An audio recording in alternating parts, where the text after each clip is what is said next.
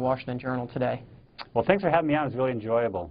You can check out his work at businessweek.com and follow him at Peter Coy.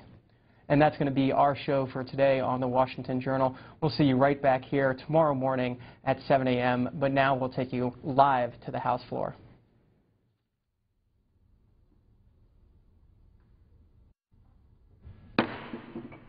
The House will be in order. Prayer will be offered by our chaplain, Father Conway. Let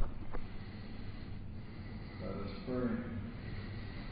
Lord, we give you thanks for giving us another day. At the beginning of a new work week, we use this moment to be reminded of your presence and to tap the resources needed by the members of this people's house to do their work as well as it can be done. May they be led by your Spirit in the decisions they make. And be mindful of the millions of Americans who rely upon them to consider the welfare of the nation in the negotiations of this day. All this day and through the week, may they recall your words spoken through the prophets, to be mindful of the most vulnerable among us, and so to do their best to find solutions to pressing issues facing our nation. May all that is done this day be for your greater honor and glory. Amen. The Chair has examined the Journal of the last day's proceedings and announces to the House his approval thereof. Pursuant to Clause 1 of Rule 1, the Journal stands approved. For what purpose does the gentlelady from North Carolina rise? Mr. Speaker, pursuant to Clause 1, Rule 1, I demand a vote on agreeing to the Speaker's approval of the Journal. Questions on agreeing to the Speaker's approval of the Journal? Those in favor indicate by saying aye. Those opposed, no. Opinion of the Chair, the ayes have it. The Journal stands approved. Mr. Speaker. The gentlelady from North Carolina. Mr. Speaker, I object to the vote on the grounds that a quorum is not present and make the point of order that a quorum is not present. Pursuant to Clause 8 of Rule 20, further proceedings on this question are postponed. Pledge of allegiance today will be led by the gentleman from Colorado, Mr. Gardner. I pledge allegiance to the flag of the United States of America and to the republic for which it stands, one nation, under God, indivisible, with liberty and justice for all. The Chair will entertain up to 15 requests for 1-minute speeches on each side of the aisle. For what purpose does the gentleman from South Carolina rise? Speaker, I ask unanimous consent to address the House for 1 minute, revise and extend my remarks. Without objection, so ordered. Good morning. Mr. Speaker, every day I appreciate concerned constituents reaching out to me and expressing their very real experiences with the health care takeover. Jennifer from Chapin says Obamacare will put us out of business and make health insurance unaffordable for our family. Charlotte from Batesburg writes, I do not feel our economy can afford Obamacare. I am retired with a history of lung cancer and my follow-up care will be denied under this plan. Terry from Aiken pleads, do whatever you can to stop this. It will be an oppression of the people of this country both in terms of health care and jobs. Sarah from North Augusta has valid concerns for the nation's future. Our company has already spent time and money to be compliant with the plan, but there are many what-ifs. This cannot be a funded plan. Melissa of nearby Greenwood is correct. Free ticket, no show, putting people in need of risk. I am grateful the House is making every effort to protect the American people from the unsustainable, unaffordable health care takeover law which destroys jobs. In conclusion, God bless our troops, and we will never forget September 11th and the global war on terrorism. For what purpose does the gentleman from California seek recognition?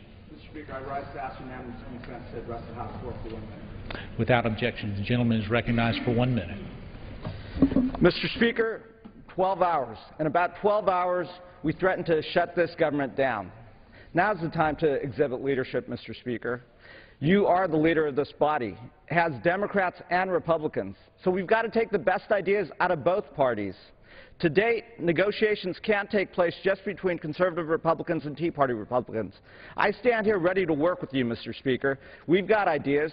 Let's take the best ideas out of both parties, put them together, and put the American people first. This is the United States of America.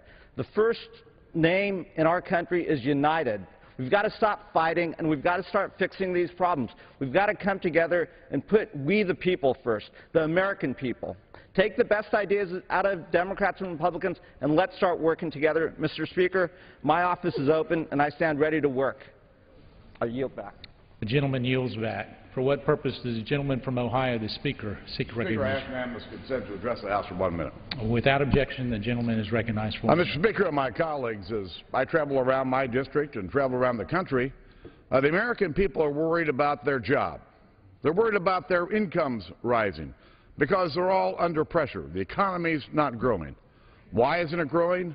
One of the issues that's standing in the way is Obamacare.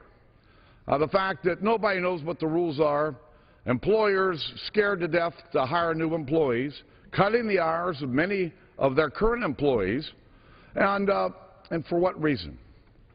This law is not ready for prime time. The House has done its work. We passed a bill on Saturday night, sent it to the United States Senate, that would delay Obamacare for 1 year and would eliminate permanently the medical device tax that is costing us tens of thousands of jobs that are being shipped overseas. Senate decided not to work yesterday. Well, my goodness, if there's such an emergency, where are they? It's time for the Senate to listen to the American people, just like the House has listened to the American people, and to pass a 1-year delay of Obamacare and a permanent repeal of the medical device tax. For what purpose does the gentleman from California seek recognition? Seek unanimous consent to address the House for 1 minute to revise and extend my remarks. Without objection, the gentleman is recognized for 1 minute. Mr. Speaker, on Friday, the Intergovernmental Panel on Climate Change published their latest report confirming that climate change is happening and that it is the result of human activity. The report was produced by 259 scientists from 39 different countries over the last 6 years and is the most comprehensive and authoritative assessment of the Earth's changing climate. The report shows that climate change is real and shows the urgency to reduce humankind's CO2 emissions. The scientists now have a 95% confidence that their findings are correct. Mr. Speaker, the science is not up for debate. Human-caused climate change is happening. The evidence is overwhelming. Science shows that if we fail to curb our carbon emissions, we will face catastrophic consequences. We cannot continue to ignore this overwhelming scientific consensus. Let's work together to reduce our CO2 emissions and prevent the most severe weather events. Mr. Speaker, I yield back. The gentleman yields back. For what purpose does the gentlewoman from North Carolina seek recognition? I ask unanimous consent to address the House for 1 minute, Mr. Speaker. Without objection, the gentlewoman is recognized for 1 minute. Thank you, Mr. Speaker. Just hours before a critical deadline for this country, the Democrat Senate is MIA. House Republicans sent them a second legislative proposal to keep the government open on Saturday evening, and the Senate is sitting on it. They have yet to take action or even come into work. Make no mistake. The House is committed to keeping the government open. We're open to compromise. We know that's required of a Congress comprised of a Republican House and a Democrat Senate. That's why we've taken steps to come to the middle and find common ground. Our most recent proposal to keep the government open fully funds critical services, protects troop pay, provides fairness for all Americans under Obamacare, and permanently stops Obamacare's medical innovation tax. There's so much potential for bipartisan efforts to advance this legislation in the Senate, but Senator Reid needs to bring up the proposal and adopt an attitude that is broader than our way or the highway. There's time left for us to work together. The Senate needs to hustle. I yield back. The gentlewoman yields back. For what purpose does the gentleman from Oregon seek recognition? Are you asking for unanimous consent? Yes. Without objection, so ordered. Speaker, as we approach the Republican-manufactured government shutdown by sending a proposal to the Senate they know is unacceptable and is not workable, there's an opportunity for Republican colleagues to show that they are serious and not cynical. They could eliminate from their budget the savings of $500 billion that the Obamacare would generate. If they're serious and not cynical, they could bring their own spending bills to the floor. Remember, they abruptly stopped working on the spending bills last summer as they figured out that the THUD bill was so bad, their own members wouldn't vote for it. If they're truly serious about working in a cooperative fashion and negotiating out differences, then the Republicans should allow a conference committee to be appointed to work out the differences between the House and the Senate.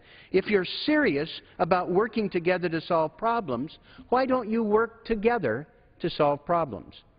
Thank you, and I yield back. The gentleman's time has expired. For what purpose does the gentleman from North Carolina seek recognition? Without objection, the gentleman from North Carolina is recognized for 1 minute.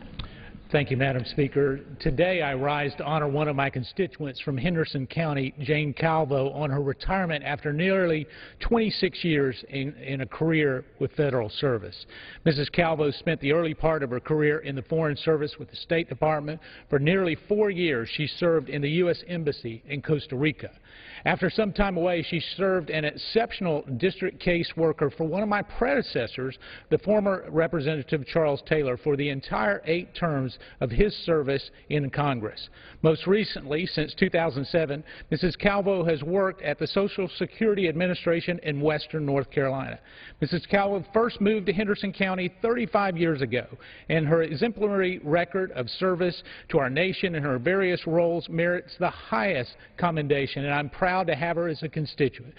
Madam Speaker, today I wish Mrs. Calvo all the best in her retirement, where she will have more time to spend with her husband of 40 years, Alfredo, and her 2 adult sons, Al and Michael. On behalf of the 11th District, I thank Ms. Calvo for her distinguished career of service to this great country.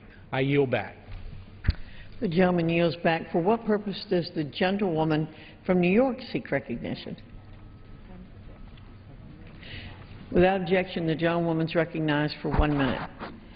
Instead of working with Democrats to prevent a shutdown, House Republicans have passed 2 bills that have no chance of becoming law and are the 42nd and 43rd votes on undermining the Affordable Care Act. While the old saying goes, if at first you don't succeed, try again, I say to my colleagues across the aisle, stop trying to shut down the government of the United States of America. Democrats have offered a compromise in which Republicans get the spending levels they want. It is time to stop pandering to the Tea Party and do what is right.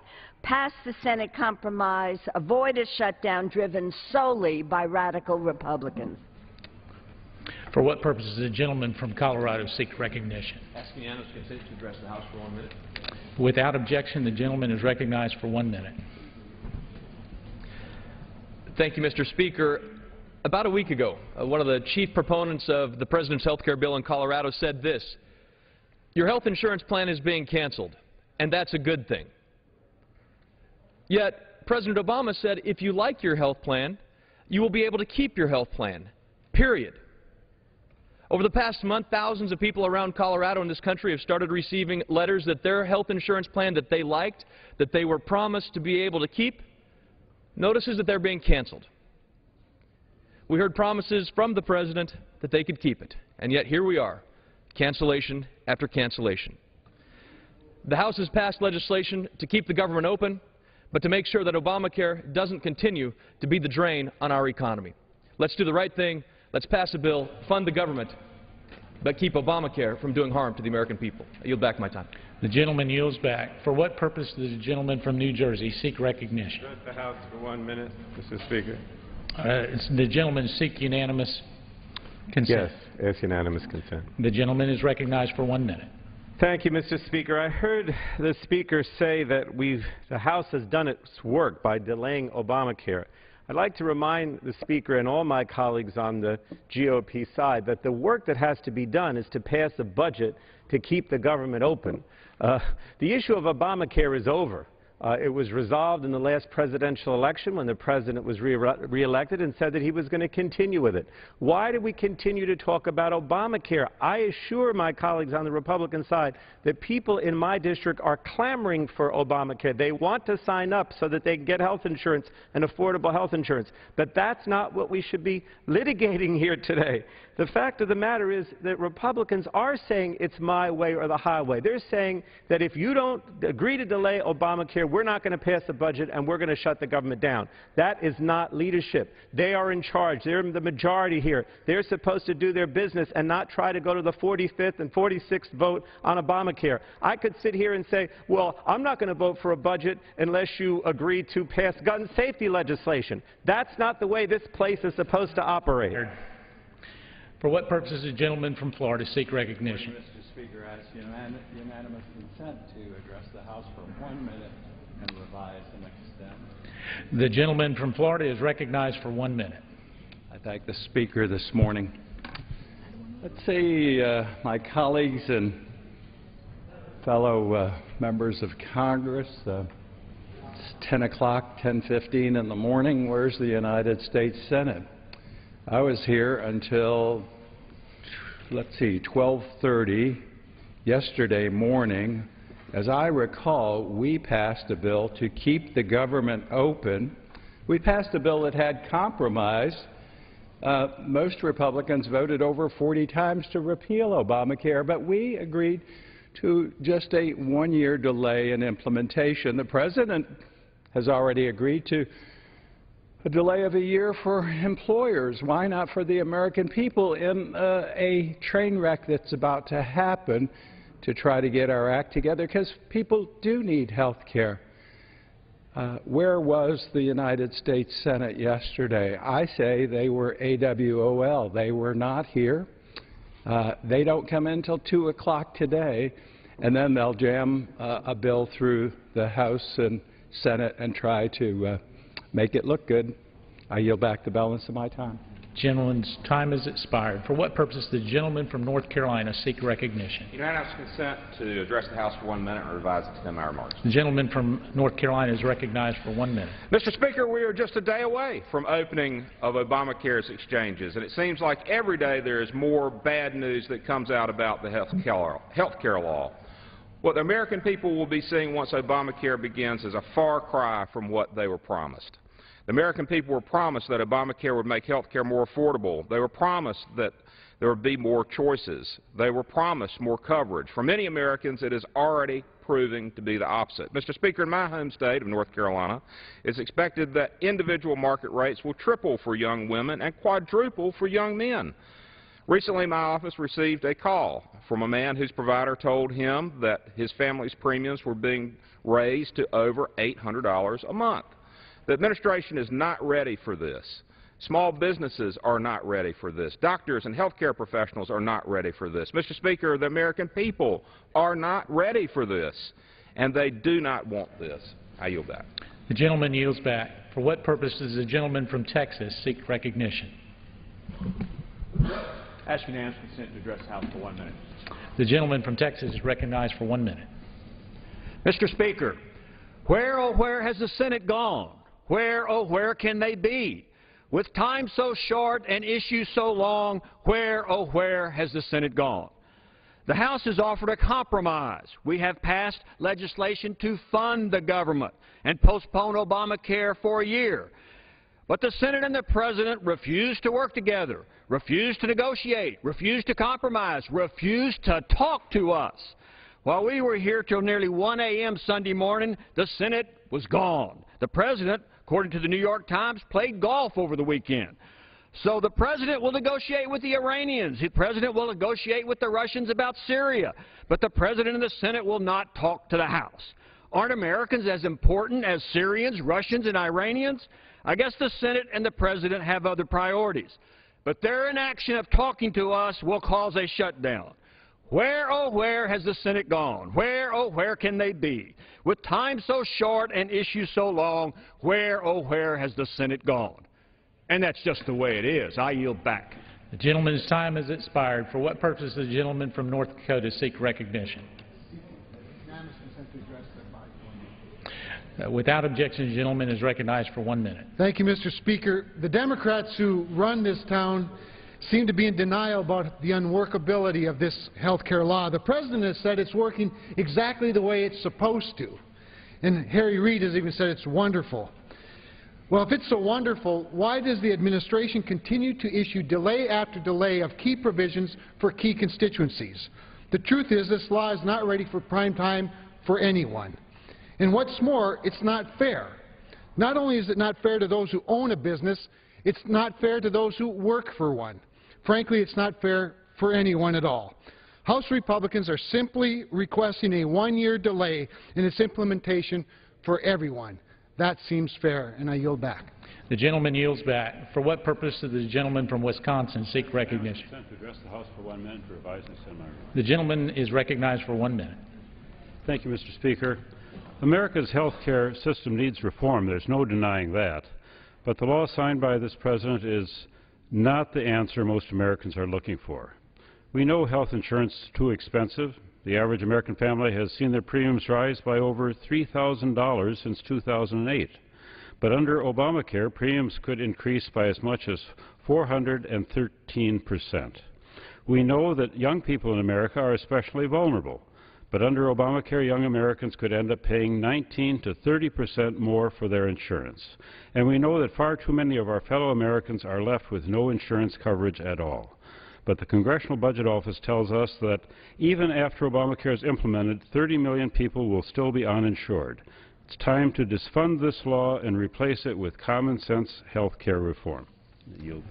The gentleman yields back. For what purpose does the gentleman from Michigan seek recognition? Mr. Speaker, I request unanimous consent to address the House for 1 minute to revise and extend my remarks. The gentleman is recognized. Mr. Speaker, there's a lot of fighting going on right now in this chamber, and I can tell you there's nothing better than when I get to leave Washington and go back home to see my grandkids. Nothing warms my heart more than Emily, Nathan, and Catherine running up and giving me a hug.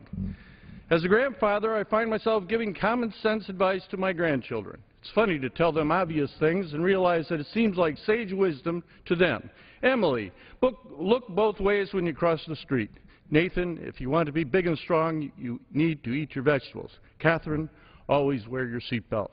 Finally, don't stick your finger in the light socket. Since the passage of Obamacare, the economy has stagnated as businesses try to figure out the new rules and regulations. Don't stick your finger in the light socket. Obamacare is running our nation into a country of part-time workers as companies try to fall under the 30-hour threshold in order to afford their employees. Don't stick your finger in the light socket. Premiums are rising rather than falling. Don't stick your finger in the light socket. By the President's own admission, the systems to implement Obamacare are not yet ready. Don't stick your finger in the light socket. Americans are pleading with the Senate. Expired. Thank you very much, Mr. Speaker. I yield back my time. The gentleman's time has expired. For what purpose does the gentlewoman from the District of Columbia seek recognition? And to revise and extend my remarks. The gentlewoman is asking unanimous consent. After 41 votes to repeal the Affordable Without Health... objection. Go ahead. Just go ahead. After 41 votes to repeal the Affordable Health Care Act, the Republicans want the administration to believe that they now want only a delay. Well, why don't they state that forthrightly? Why don't they say they are now for the Affordable Health Care Act, but they want to delay it because of certain issues and bring them forward? Instead, their call for delay is still about their opposition altogether to the Affordable Health Care Act. 100,000 people are already receiving benefits under the Affordable Health Care Act. Do you really want us to yank them back from benefits that they have never received before? Doesn't make a lot of sense. I yield back the balance of my time.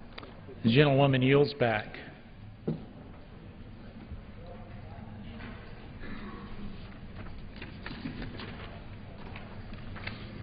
Pursuant to Clause 8 of Rule 20, the Chair will postpone further proceedings today on the motions to suspend the rules on which a recorded vote for the yeas and nays are ordered, or on which the vote incurs objection under Clause 6 of Rule 20. Record votes on the postponed questions will be taken later. For what purpose does the gentleman from Wisconsin seek recognition? Mr. Speaker, I move to suspend the rules and pass the bill H.R. 3174. The clerk will report the title of the bill. H.R. 3174, a bill to authorize the Secretary of Transportation to obligate funds for emergency relief projects arising from damage caused by severe weather events in 2013 and for other purposes.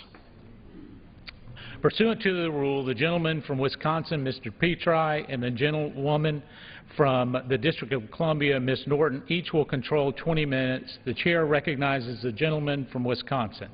Mr. Speaker, I ask unanimous consent that all members may have 5 legislative days in which to revise and extend their remarks and include extraneous material on the bill before us. Without objection, so ordered. Yield myself such time as I may consume. The gentleman from Wisconsin is recognized. Thank you.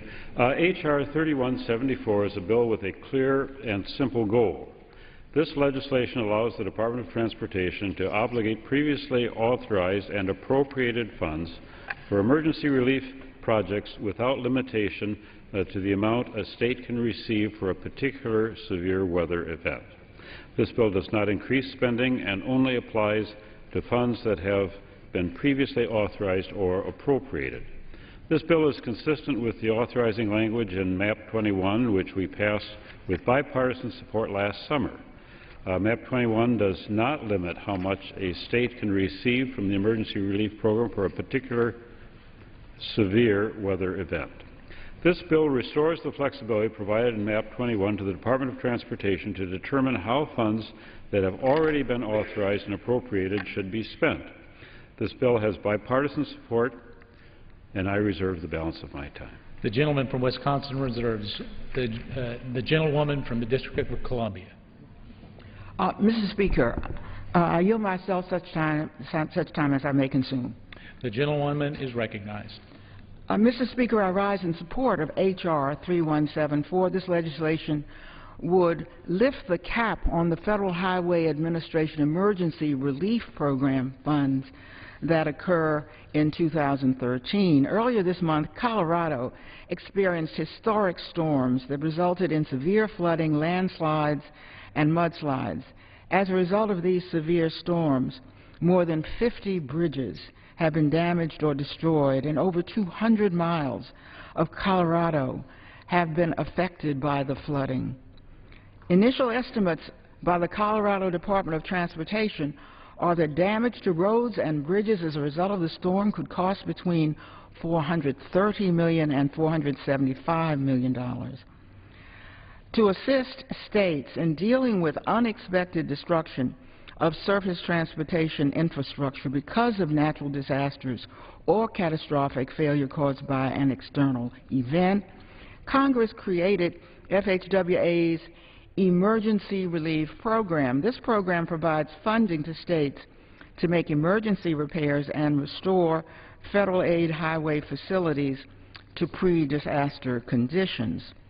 While the ER program receives $100 million annually from the Highway Trust Fund, demand for funding from this program usually exceeds this amount and requires supplemental appropriations from general revenues to address the backlog of funding requests from states. Earlier this year, Congress appropriated $2 billion for the ER program in the Hurricane Sandy relief legislation. This $2 billion appropriation was intended to address rebuilding highways in the wake of Hurricane Sandy, as well as other natural disasters across the nation. Mr. Speaker, I would note that the House had a vigorous debate about Hurricane Sandy during that relief bill's consideration, with many of my friends on the other side of the aisle actually opposing the bill, including the sponsor of the legislation we are debating today.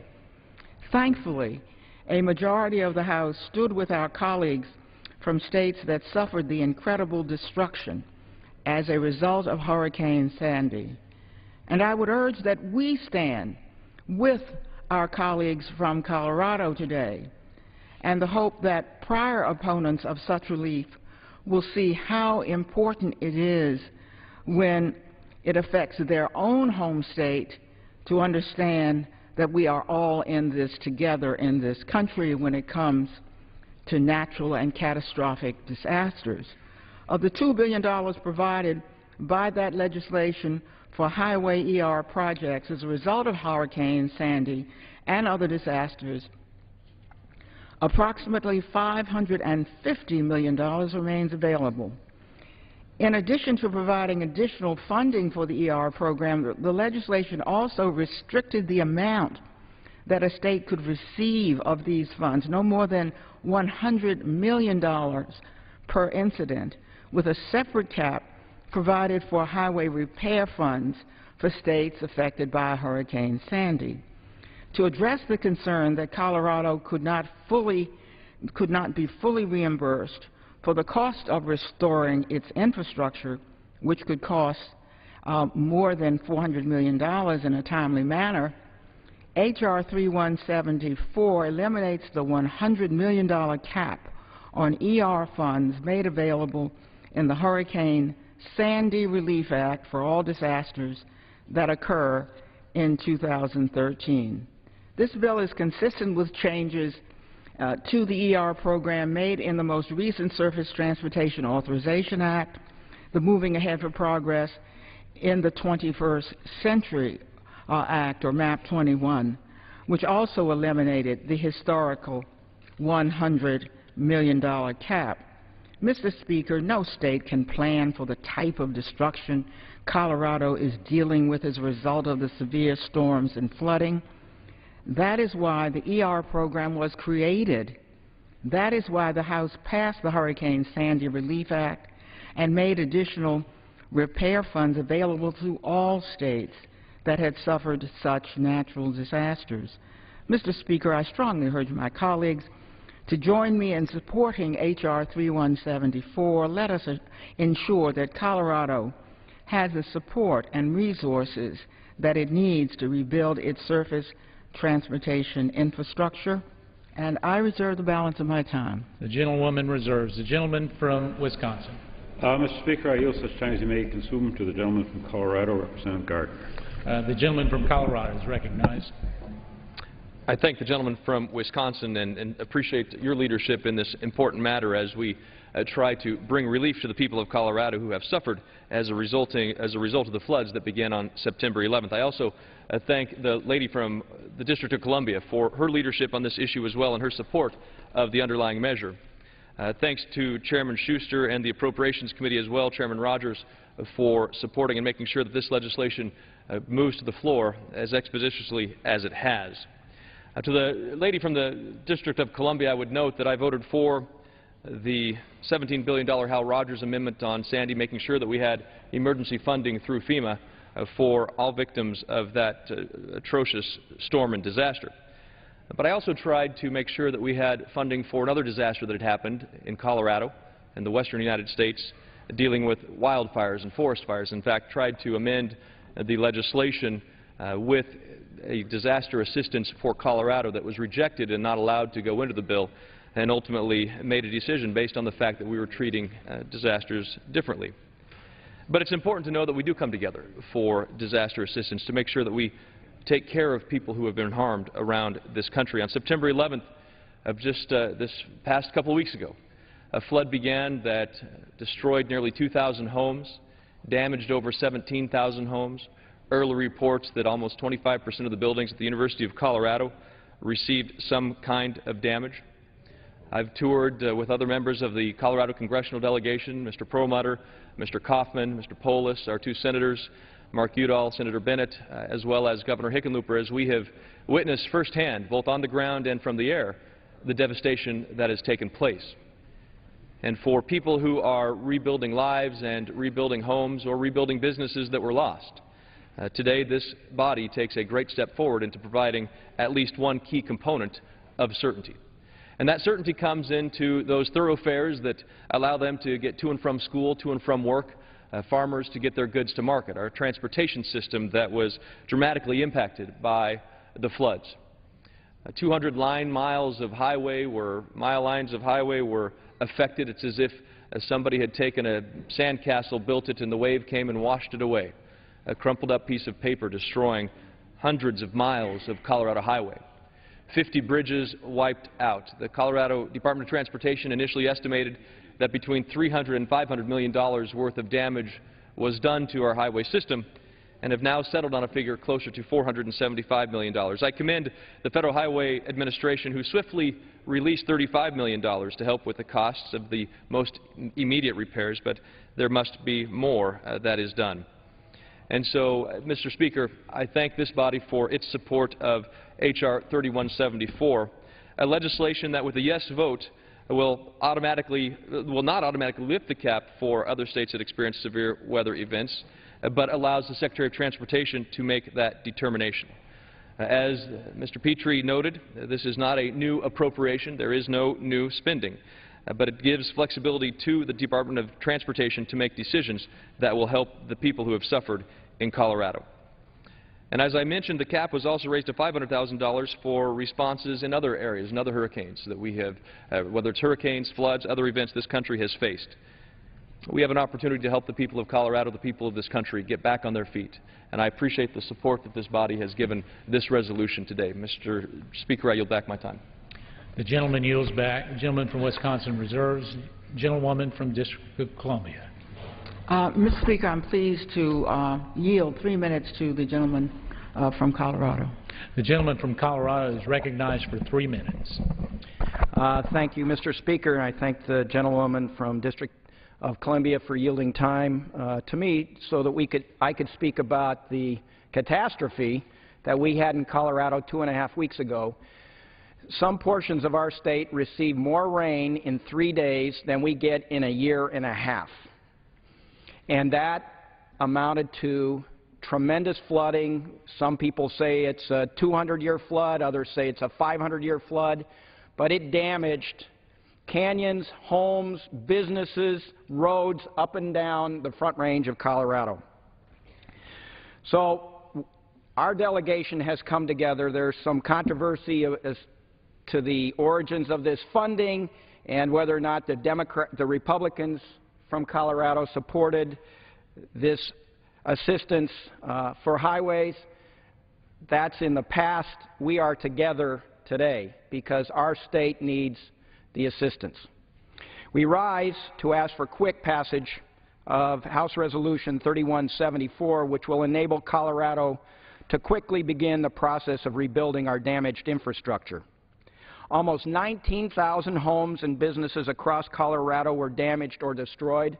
I had friends, neighbors, and family affected by this storm.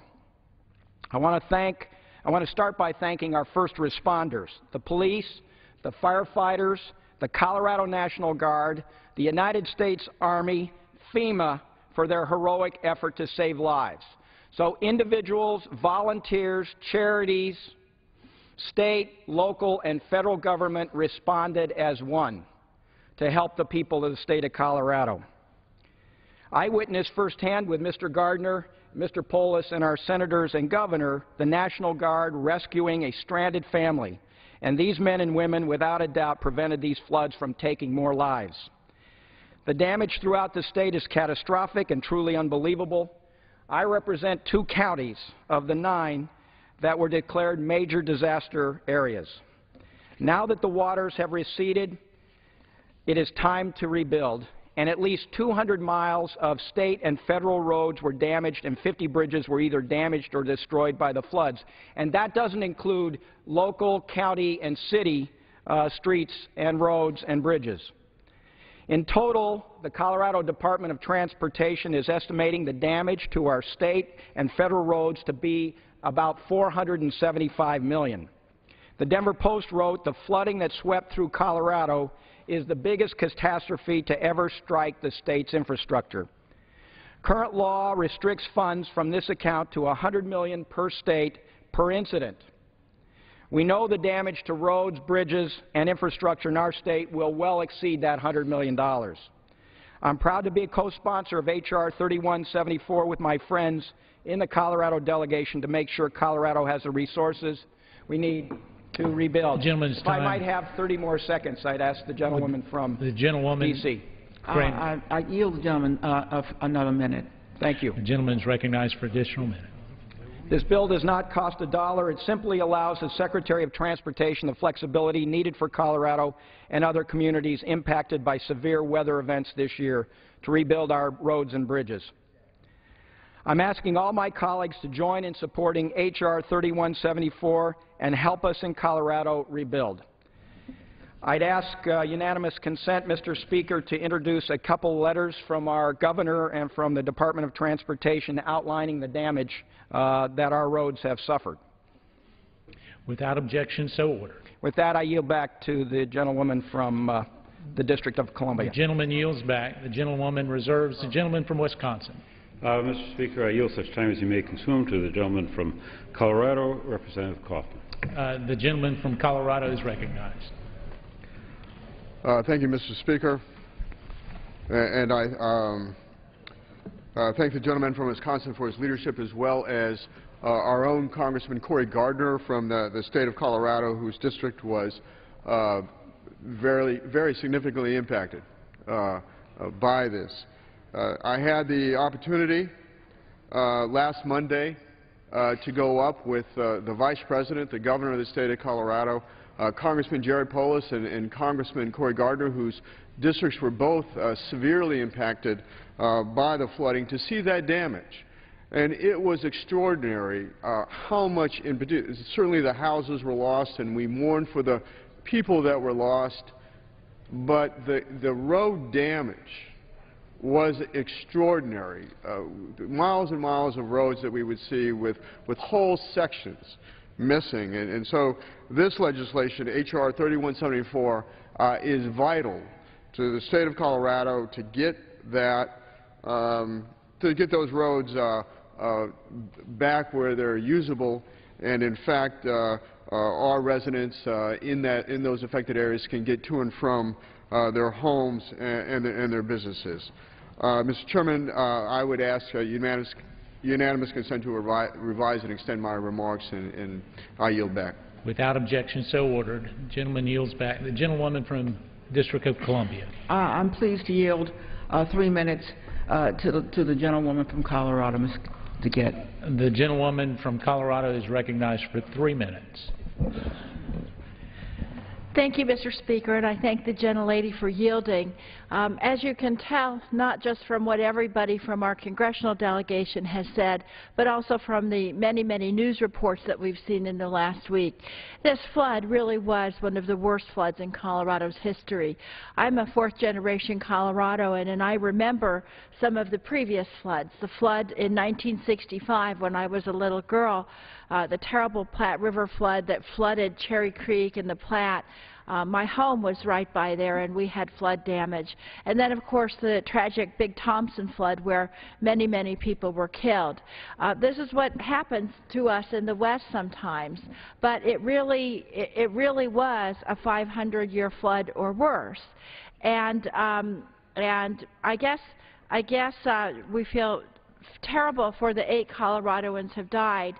Many are still accounted for, and we pray for all of them that they may be safe and that they may be that their homes may be preserved by the time the snow flies, which is any minute now.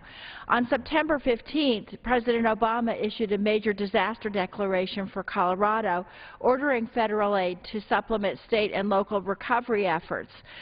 You just cannot overstate the scope of this damage. As you heard from Mr. Perlmutter, Mr. Gardner and Mr. Polis's congressional districts were severely impacted by this, but all the rest of us had severe impact in our districts too. Boulder had over 16 inches of rain in the course of 5 days.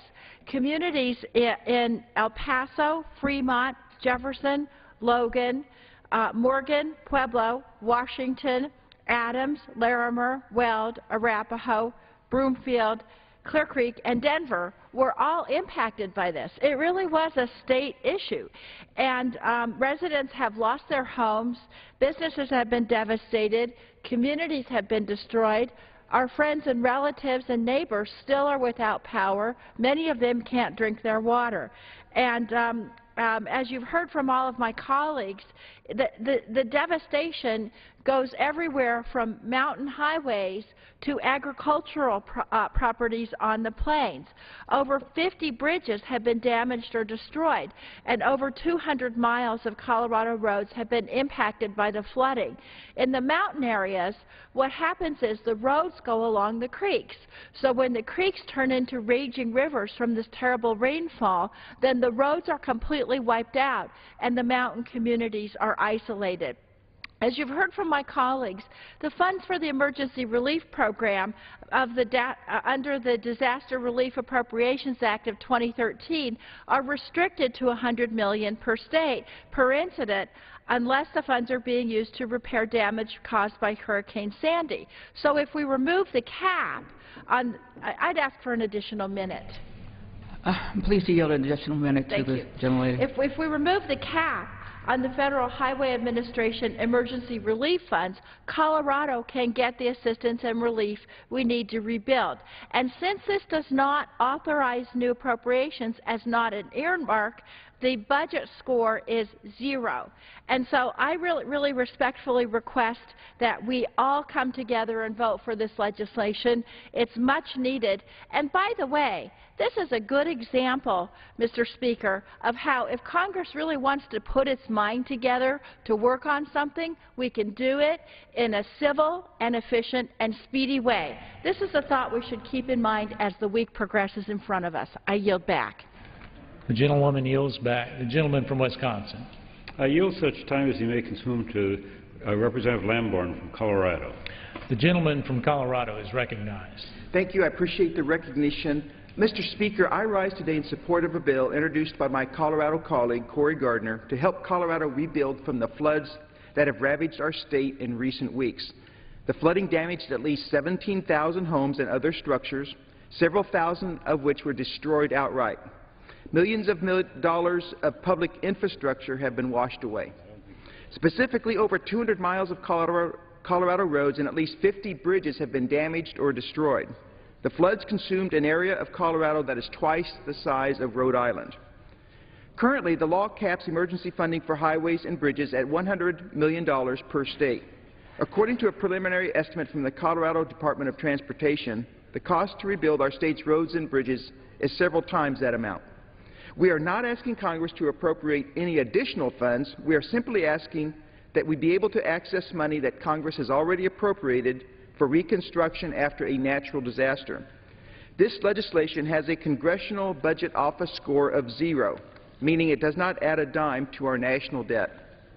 The flooding was worse in the northern part of the state, but there were heavy rains and flooding even in the southern part of the state where I represent, and 2 people, unfortunately, were swept away and lost their lives. I do thank my colleagues for their consideration of this bill to help the great state of Colorado to rebuild. Thank you, Mr. Speaker, and I yield back the balance of my time. The gentleman yields back. The gentlewoman from the District of Columbia. Mr. Speaker, this House is proud to stand, should be proud to stand with Colorado. Anyone who saw the state seeming to be washed away in floods the likes of which I've never seen in my life would have her heart go out to the residents of the state.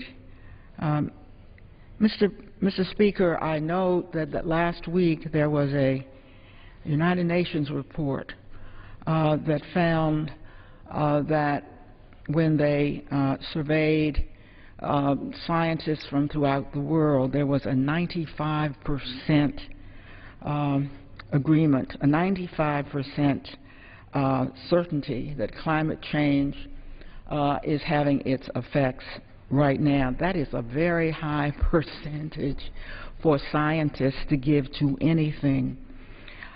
We know that a combination of factors produced these 1,000-year floods, whatever you want to attach to them in Colorado, but they certainly were aided and abetted by climate changes. This House needs to take climate change seriously. As difficult as it is, we're going to see more and more catastrophes like this, and as usual, they will be in places we never expected them. In places where there are not tornadoes, we will see tornadoes. In places where there have not been floods, that is the way that is what we have seen in just the last few years. So I certainly am pleased, and I'm sure every member of this House will be pleased to stand with the residents of Colorado as they try to recover from this flood which has devastated so many of their citizens. And I yield back the remainder of my time.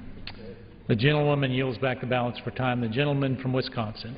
Mr. Speaker, I encourage all members to support this bill, and I yield back the balance of my time. The gentleman yields back the balance of his time.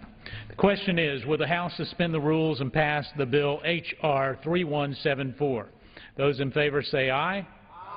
Those opposed, no. In the opinion of the Chair, 2/3 being in the affirmative, the rules are suspended, the bill is passed, and without objection, the motion to reconsider is laid upon the table.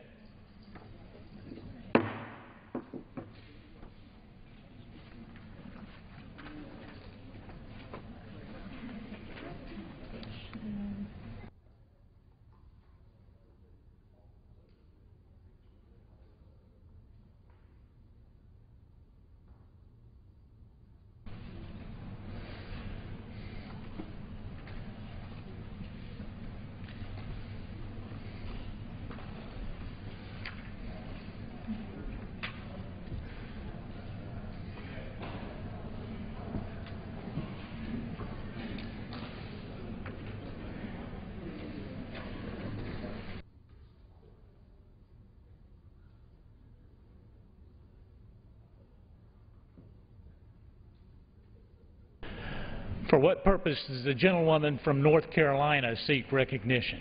Mr. Speaker, I move that the House suspend the rules and pass the bill S-1348. The clerk will report the title of the bill. Senate 1348, an act to reauthorize the Congressional Award Act. Pursuant to the rule, the gentlewoman from North Carolina, Ms. Fox, and the gentleman from California, Mr. Miller, each will control 20 minutes. The Chair recognizes the gentlewoman from North Carolina. Mr. Speaker, I ask unanimous consent that all members may have 5 legislative days in which to revise and extend their remarks on S-1348. Without objection, so ordered. Mr. Speaker, I rise today in support of S-1348, the Congressional Award Program Reauthorization Act of 2013, and I yield myself such time as I may consume. The gentlewoman is recognized. In 1979, Congress enacted the Congressional Award Act to promote initiative, achievement, and excellence among young Americans between the ages of 14 and 23 years old. To earn an award, participants must complete a self-designed program of challenging goals in 4 program areas: voluntary service, personal development, physical fitness, and expedition/exploration. Program participants can work toward a Congressional Award Certificate or Medal. In either category, there are 3 achievement levels: gold, silver, and bronze. Minimum requirements must be met regarding the number of hours devoted to each of the 4 program areas, total hours worked toward the award, and the duration of the participants' efforts. Senators and representatives present the awards at local, city, or state ceremonies. It has been my great pleasure to make such presentations many times.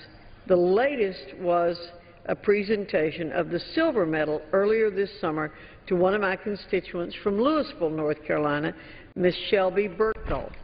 Shelby worked more than 200 hours of community service and 100 hours of physical activity to earn her very well-deserved honor, and we are very proud of her achievement. As my colleagues on both sides of the aisle would surely agree, it is of great importance to provide support and encouragement to America's young people, particularly when they're learning the value of giving back to their communities and becoming productive, upstanding citizens.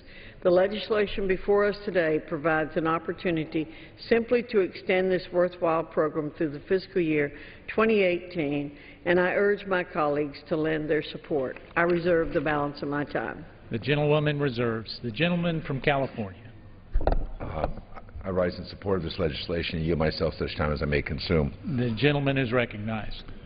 Mr. Speaker, I want to thank the majority and Gentlewoman Ms. Fox for bringing this legislation to the floor. This is bipartisan legislation which promotes initiative, achievement, and excellence among young people. The Congressional Award Act empowers young people to take greater responsibility for their own lives, to discover new talents, to advocate on behalf of others, and to take positive action in the community. The Congressional Award Program has helped thousands of young people, including some of the most disadvantaged youth, find ways to get involved in public service. It shows young Americans how to set goals and to achieve them. Through this program, these young people gain self-confidence, problem-solving skills, and the ability to work as part of a team, traits that are valued by employers and institutions of higher education. Since its inception in 1979, this program has grown substantially. Today, a total participation in the Congressional Award Program exceeds 35,000 participants. In my home state of California, 6,491 participants have enrolled since 1979, completing over 450,000 hours of community service. As a nonprofit organization that operates almost exclusively through private donations, the Congressional Award Act is an excellent example of successful public-private partnerships, and I urge my colleagues to support this legislation. Again, I thank the committee for bringing it to the floor. Gentleman reserves. Gentlewoman from North Carolina. Thank you, Mr. Speaker. I'd like to ask the gentleman from California if he has any further speakers. I have no further requests for speaking, and I yield back the balance of my time. The gentleman yields back the balance of his time. The gentlewoman from North Carolina.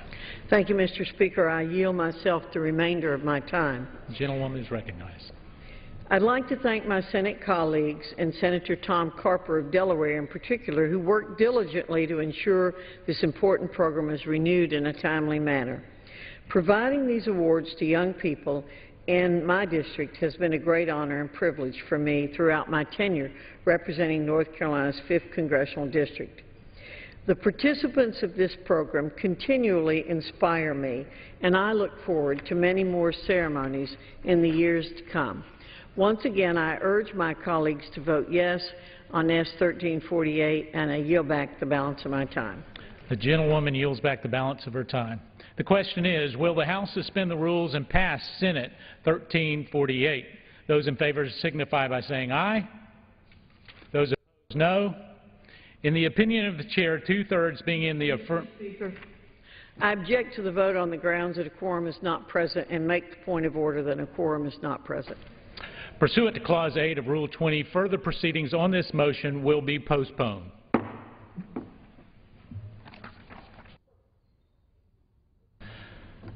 Pursuant to Clause 12A of Rule 1, the House will stand in recess subject to the call of the Chair.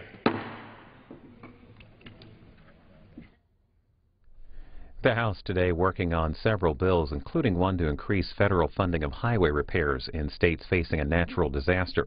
The bill would help to boost the federal response to recent flooding in Colorado. Also today, more work possible on the continuing resolution, or CR, to fund the federal government past the September 30th deadline. The House over the weekend sent back to the Senate modifications that include a one-year delay of the Affordable Care Act and repeal of the law's medical device tax. The White House and Senate Democrats have said that they will block any resolution to keep the government running that's tied to the health care law. The Senate will gavel in today at 2 Eastern to take up the House changes. You can see the Senate live on our companion network, C-SPAN 2, and as always, watch the House live right here on C-SPAN when members return.